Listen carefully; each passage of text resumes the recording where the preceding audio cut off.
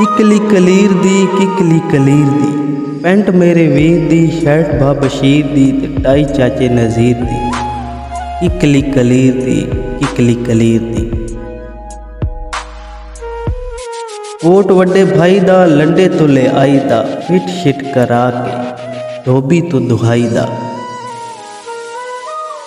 Saint shunt लाई दा शौक नाल पाई दा बस 200 रुपए विच बाबू बन जाईदा। फिटे मुँह महंगाई दा फिटे मुँह महंगाई दा। किकली कलीर दी किकली कलीर दी।